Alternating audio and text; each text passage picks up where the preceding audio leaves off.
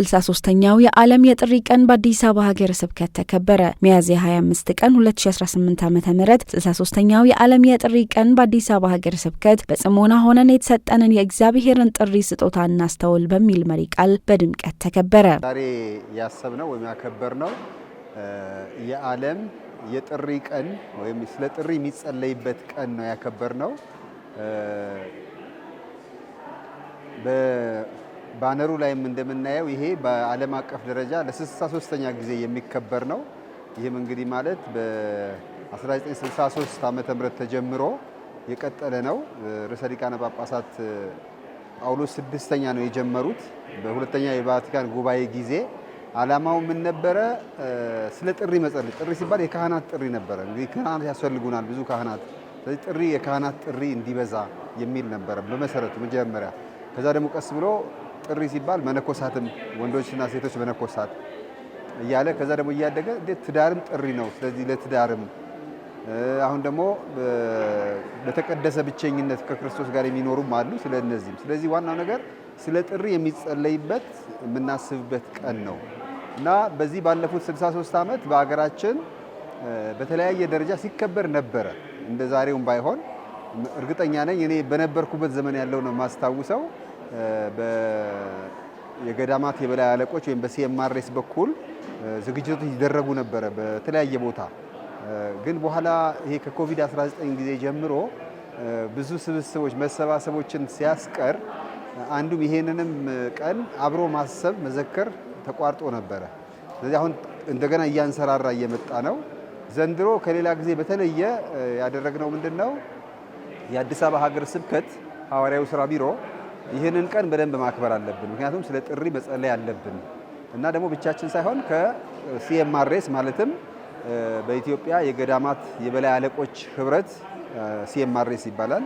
እነሱና እኛ አንድ ላይ ሆነን ከወጣቶች ጋር ከገዳማውያን ጋር በጋራ ይህንን ቀን የዕለቱን መልእክት በማስተዋል ስለ ጥሪ እንድንጸልይ በጋራ ዝግጅት አድርገን ነው እና ዘንድሮ አሁን እንዳየነው በርካታ ሰውም ተሳትፏል።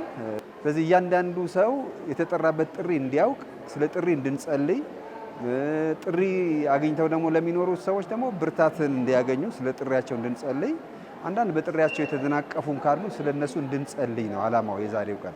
የ63ኛውን የዓለም የጥሪ ቀን የመክፈቻ ጸሎት በኢትዮጵያ የካቶሊክ ጳጳሳት ጉባኤ ጠቅላላ ጽሕፈት ቤት የሐዋርያዊ ስራዎች ኃላፊ ክቡር አባ አብርሃም ገብረ ማርያም አድርገዋል። ክቡርነታቸው ያለ ጥሪ አገልጋይ ሊኖር እንደማይችል በመግለጽ ሁሉም ለጥሪው ታማኝና ደስተኛ እንዲሆን መልእክታቸውን አስተላልፈዋል። በዕለቱ የተገኙት የበርካታ ገዳማት ተወካዮች ስለ ገዳሞቻቸው ምስረታና እንቅስቃሴ ገለጻ አድርገዋል። በመርሃ ግብሩ ጥሪ የገዳማውያን ብቻ ሳይሆን ሰው ከመፈጠሩ ጀምሮ ለክርስትና ሕይወት መጠራቱ ተመላክቷል። በዕለቱ ትምህርት የሰጡት በኢትዮጵያ የኮንሰላታ ገዳም አለቃ አባ ታመነ አሳሮ በርካታ የጥሪ አይነቶች መኖራቸውን በመግለጽ እነዚህንም ለማወቅ ጸሎት፣ ጽሞናና ቆራጥነት እንደሚያስፈልግ ገልጸዋል። ክቡርነታቸው ርዕሰ ሊቃነ ጳጳሳት ለ63ኛው የዓለም የጥሪ ቀን ያስተላለፉትን መልእክት እንዲሁም በዕለቱ ለተገኙት አሰምተዋል። የዓለም ጥሪ ቀን በተለይም ለወጣቶች ትልቅ መልእክት ያለው መሆኑም ተገልጿል። ለወጣቶች የምናስተላልፈው መልእክት የርዕሰ ሊቃነ ጳጳሱ መልእክት ነው።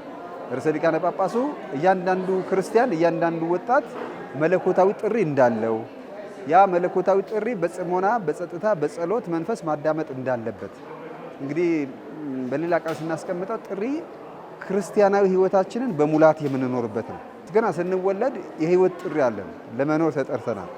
በአጋጣሚ የመጣ ሰው የለም። የሆነ ነገር ለማከናወን ነው ወደዚህ ምድር የመጣ ነው። ይሄ እንግዲህ በመንፈሳዊነትም ባይሆን በዓለምም ቋንቋ ቢሆን በአጋጣሚ የመጣ ሰው የለም እና ዓለም እንደ ቲያትር መድረክ ናት። የሆነ ፓርት የራሳችን ተውነን እንድንሄድ ነው እና በመንፈሳዊ ቋንቋ ይሄንን ጥሪ እንለዋለን። አንድ ሰው ሲመጣ እዚህ ዓለም እዚህ ምድር የሆነ ነገር እንዲያከናውን ተጠርቶ ነው የመጣ። ያ ነው ጥሪ የምንለው። ስለዚህ ወይ ካህን ሊሆን፣ ባለትዳር ሊሆን፣ መነኩሴ ወንድና ሴት ሊሆን እንዲሁም ደግሞ በተቀደሰ ብቸኝነት ከክርስቶስ ጋር ለመኖር። ስለዚህ እግዚአብሔር እኔን ለምንድን ነው የጠራ የፈጠረኝ?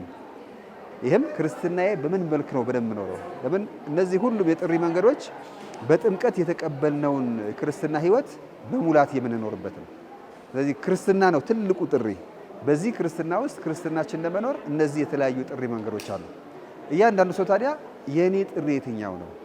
ጌታ ሆይ ለምንድን ነው የፈጠርከኝ? ለኔ ያዘጋጀው መንገድ ምንድን ነው ብሎ ጠይቆ በጽሞና ማዳመጥ አለ። ስለዚህ ለወጣቶች ይህንን የጽሞና ህይወት እንዲለምዱ ነው። ለወጣቶች ቃሉም መልእክቱም እንደሚለው የእግዚአብሔር መለኮታዊ ጥሪ ለማዳመጥ በአስተንትኖ በጸጥታ በተመስጦ ሁኑ።